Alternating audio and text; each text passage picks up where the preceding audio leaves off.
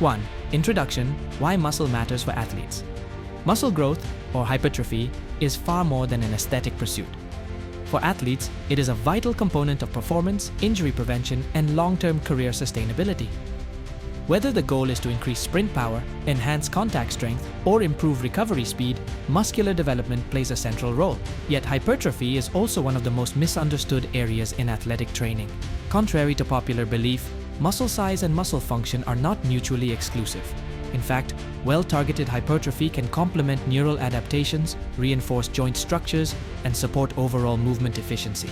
But to build muscle effectively, athletes must go beyond lifting heavy and embrace a science-driven, systematic approach. This guide breaks down the cellular and systemic mechanisms of muscle growth and outlines how elite athletes apply this knowledge to their training cycles. 2. Muscle anatomy and types of hypertrophy. To understand muscle growth, we must begin at the structural level. Skeletal muscle is composed of muscle fibers, cells, which contain myofibrils, long chains of sarcomeres, the functional units responsible for contraction.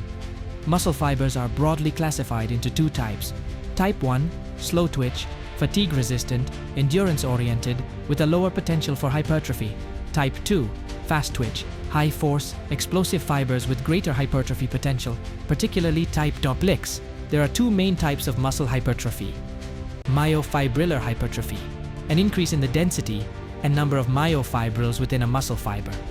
This leads to strength and power gains and is commonly seen in power athletes and Olympic lifters. Sarcoplasmic hypertrophy, an increase in the sarcoplasmic fluid surrounding the myofibrils. While this doesn't directly contribute to force output, it improves muscular endurance and the muscle's ability to store energy substrates like glycogen. Athletes benefit from both forms, but the ratio will depend on sport demands. 3.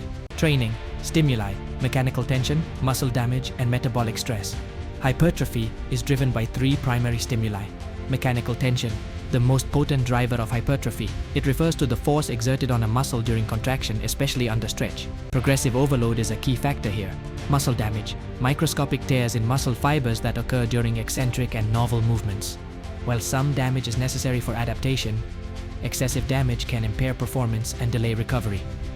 Metabolic stress, the accumulation of byproducts like lactate and hydrogen ions during anaerobic exercise. This stress promotes cellular swelling, hormonal responses, and myokine release, all of which signal hypertrophy.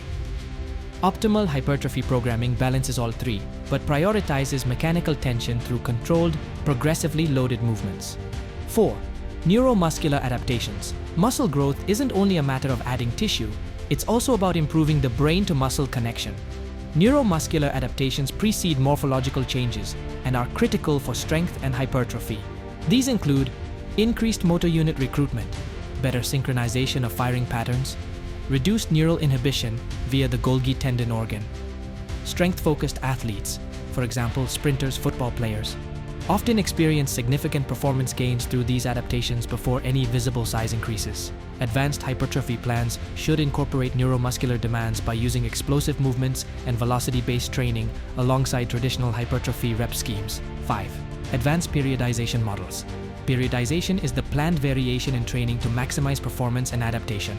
For hypertrophy, two common models are used. Linear periodization, LP, starts with high volume, low intensity, and progresses toward low volume, high intensity. While effective, it can plateau quickly for advanced athletes. Undulating periodization, UP, involves frequent changes in volume and intensity within a microcycle, for example, heavy/light/moderate days. This is more effective at sustaining adaptation and managing fatigue. Advanced programs may also use block periodization, where hypertrophy, strength, and power phases are sequenced strategically to build on one another. Integration with sport-specific demands is critical. Hypertrophy phases must complement, not interfere with, skill work and in-season performance. 6. Recovery science, sleep, nutrition, and inflammation, simplified. Training breaks down muscle, recovery builds it back stronger. For athletes, recovery isn't passive, it's the foundation of consistent performance and long-term growth. Sleep is your top recovery tool. During deep sleep, your body releases growth hormone, repairs tissue, and restores the nervous system. Aim for 7-9 hours nightly. Poor sleep reduces testosterone, raises cortisol, and slows muscle repair. Nutrition post-training, your body needs fuel to rebuild. Protein. 1.6 2.2 g/kg/day to support muscle repair. Carbs, replenish glycogen and reduce cortisol. Eat protein plus carbs within 60 minutes after training for best results. Inflammation. Some inflammation is normal, but too much slows recovery. Fight excess inflammation with omega-3s, hydration, and proper rest. Recovery tools like massage or ice baths may help, but sleep and nutrition always come first. Recovery isn't a luxury, it's part of training. Respect it and your results will compound.